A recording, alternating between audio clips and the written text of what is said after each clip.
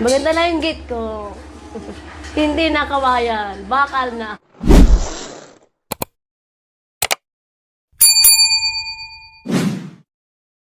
So ayan po mga kabayan, good morning po sa ating lahat. Medyo tinanghali tayo dahil meron tayong pinahabol na materyales at kukunin mamaya.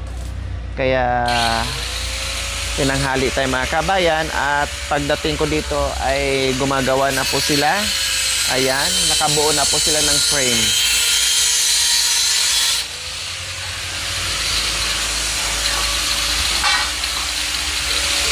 So, ayan po mga kabayan, ay napakalaki. At matibay na po talaga siya mga kabayan. Kailangan pa nito yung bakal, no, kuya? Yung dito, no? Yung bakal, kailangan nyo, no? Yung sabi mo na galing, pwedeng bilhin sa junk shop. Yung maliliit na lang Oo, kasi nandiyan. kumuha na ako eh. Kasi may pinakuha na ako ng ginawa kong ganito. Bumili pa naman kami. Nang ganyan, madam? O yung request mo para dito? Hindi, iba yun yung... Iba din yon. Yung pang-istapan natin sa ibaba sa kayong sa may Yung di ba yung tatlo yon? Pinahabol ko eh. madam, pero hindi na dapat ito kasi nalagyan na. Yung maliliit na lang kasi gumawa pa ako ng ganito sa may farm. Kulang lang tayo eh. Gumawa na ako doon. Marami na pala. Kaso kulang tayo ng isang ganito. Ako bumili. 1/2 yan kuya, no? 3/4 to. Ay, 3/4 yan. Ito ang 1/2 lang. Ginawa ko dyan. Ilalagay natin.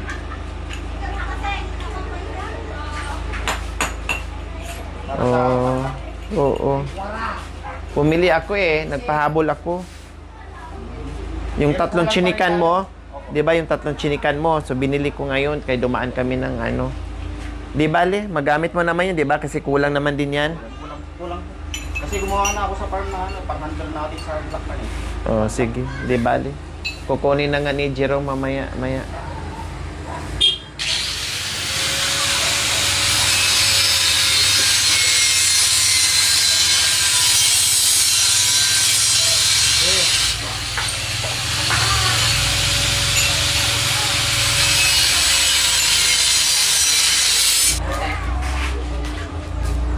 Yung bakal pala doon, kunin mo muna. Ito, resibo, oh. Para maibigay sa'yo. Oo, doon din.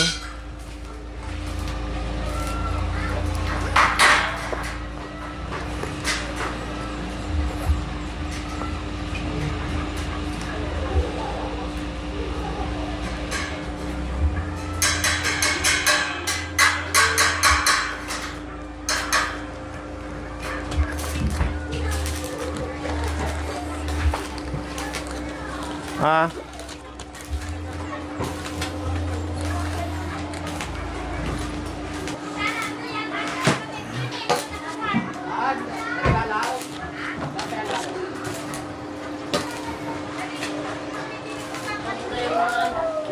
Yung mga anak ko sa likod, nagmumukay ng... Malis mo kang bahala natin mga friend yun. Nakasawa pa yato. Ay, tayo na! Baka dapat... Itabi mo muna.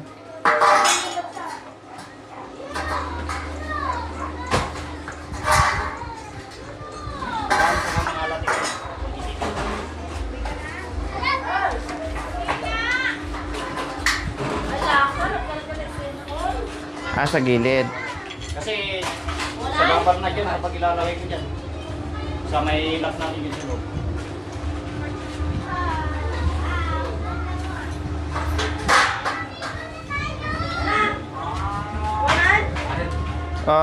Kunin mo. So, ayan po mga kabayan, no? Medyo malaki nga ito mga kabayan, no? Halos 2 dipa po yung gate natin.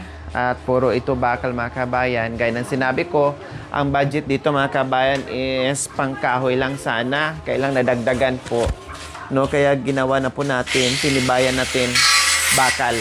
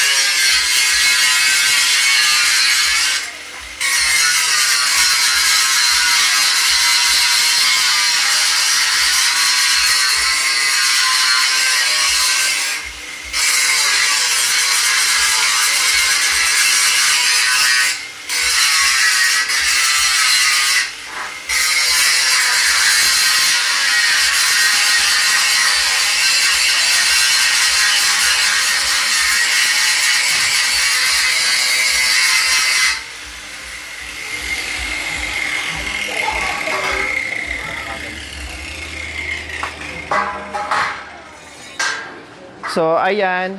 Sabi ko nga po mga kabayan, ito ay butterfly. No? Butterfly ito. Tapos, dito po yung...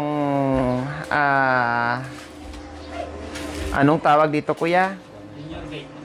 Junior gate daw. Or service gate po mga kabayan. Hindi na nailagay dito sa gitna para hindi magiging sagabal dito sa ano... sa... tawag nito, pinaka-gate po mga kabayan. Kaya dito na lang po nilagay sa gilid. O, diba? Siguro buong maghapon mga kabayan ay mabubuo nila ito. Yung gate kasi itong frame nga, napakabilis nilang binuo yung frame. O, tapos may mga pahabol pa tayo ng mga maliliit na bakal para gagamitin po nila dito pangkapit ata dito mga kabayan, no? Malaki. Di ba lalagyan pa to ko yan ng ganyan, no?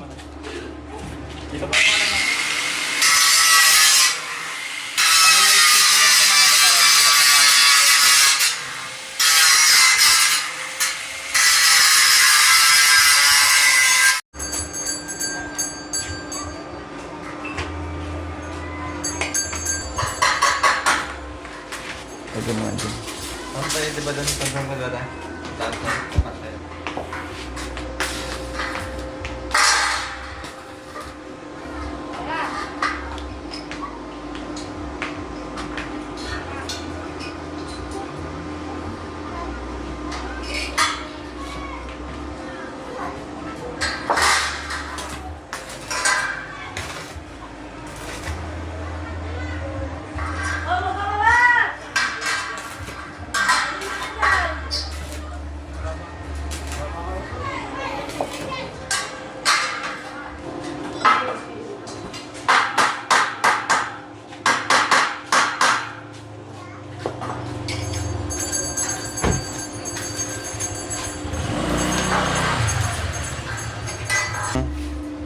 Para hindi pasukin ng ano, hindi pasukin ng, ay hindi kaagad kakapitan ng ano, kalawang.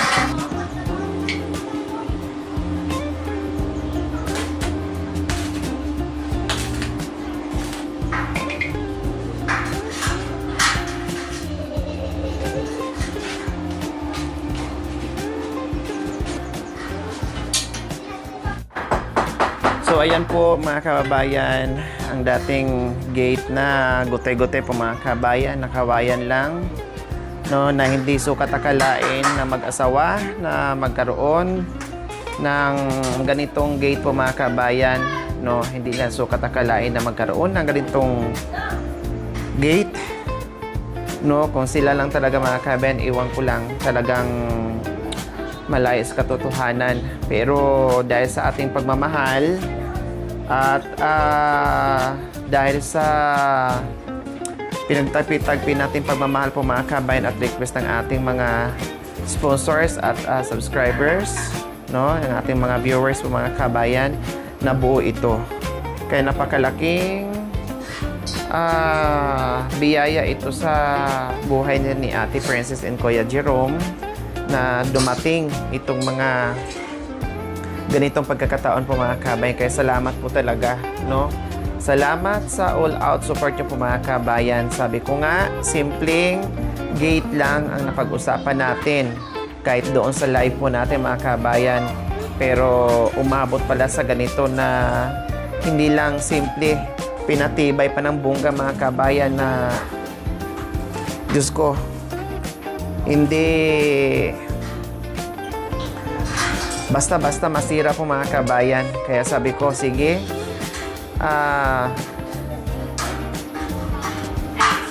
sufficiente naman yung budget kako, ay baka na po ang gagawin natin. Tapos, lagyan pa ito ng primer po mga kabayan, syempre. No? Lalagyan pa ng primer and pag-isipan ko pa kung anong kulay sa gate natin. pwede bang green pa din or black? Yun ang ano ko mga kabayan eh. No?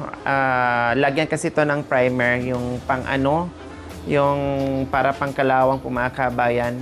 Tapos pagpipilian ko, black, no? Or ganito pa din. Para maiba naman, no? Merong design yung kulay, kumbaga na hindi puro green. Kayo po mga kabayan, anong sa palagay niyo po? Green or black? Kasi itong mag-asawa mga kabayan, mahilig sa green. Green sila. No? Halos nandiyan sa loob ng bahay ng mga kabayan ay green. No, ngayon, pag iisipan ko kung black or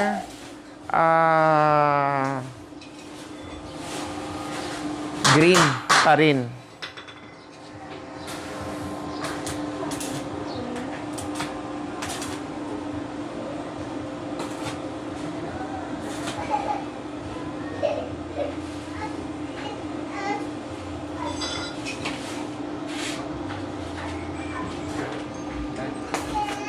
So, ayan po mga kabayan, ito yung pinahabol ko. Piraso lang kailangan ni Kuya dyan, no? Pero wala kasing, walang mabili na Makuha ng kalahati po. pira-piraso or kalahati dyan. Umikot na kami sa junk shop mga kabayan, wala naman. Kaya walang choice. Hatiin na, putulin na lang yan, itabi na lang, magamit pa sa ibang bagay yan.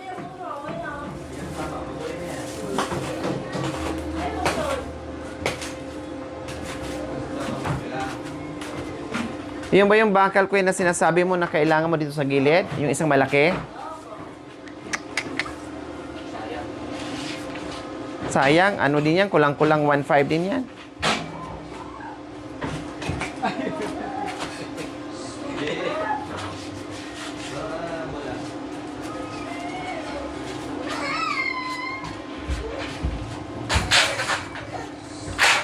Hindi sila ni Kuya Pablo at Kuya Mac ang gumawa kasi iba din ang expertise nila. So sila din ni Kuyang dalawa ang gumawa dito dahil sila naman din ang nakakaalam, no? Expert din sila dito sa pagwi-welding po mga kabayan. Ayan yung gawa nila malinis at pulido po mga kabayan.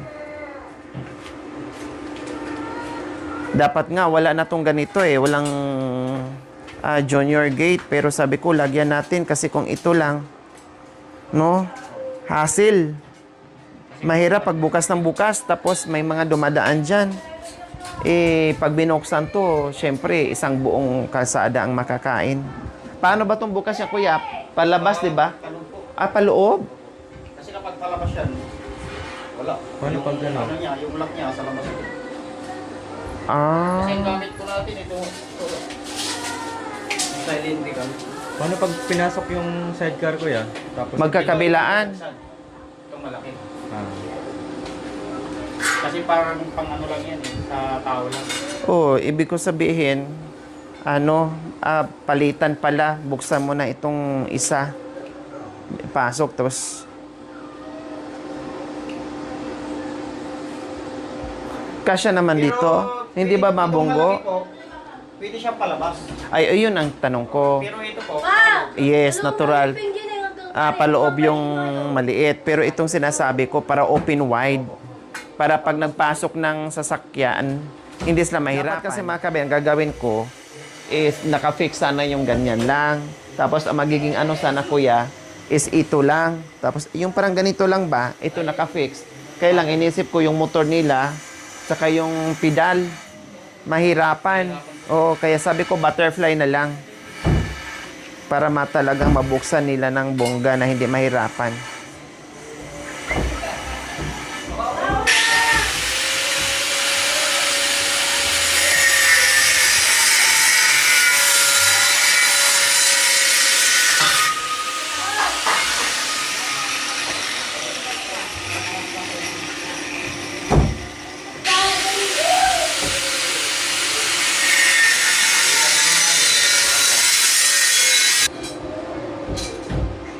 Hinawa ba doon?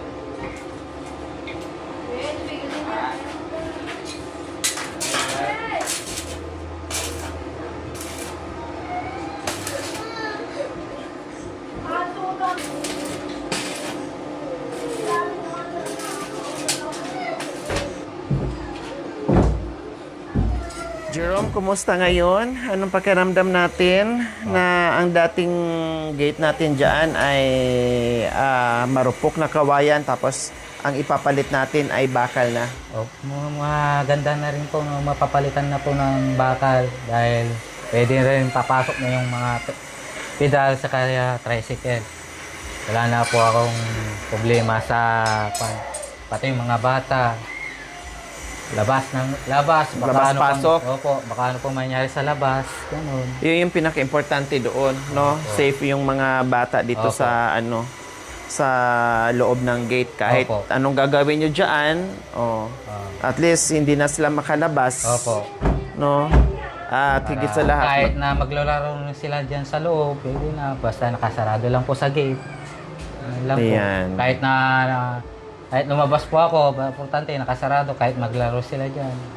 Tama. So, ayan po mga kabayan. Siyempre, iba ang saya at pakiramdam na makita. Lalo na pag naikabit natin mga kabayan, doon na natin makita yung finished product ni Kuya. At maramdaman nila yung saya sa nangyari sa buhay nila. Alam mo, sisililas lang kami ng tapa dito pagayaman na. Maraming salamat po sa lahat ng mga sponsor na tumulong po sa paggawa ng gate namin. Salamat po sa inyo.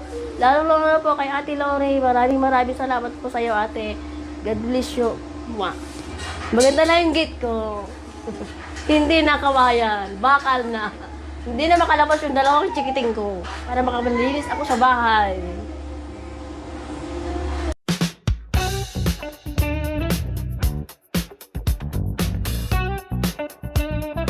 Thank you for watching mga kabayan.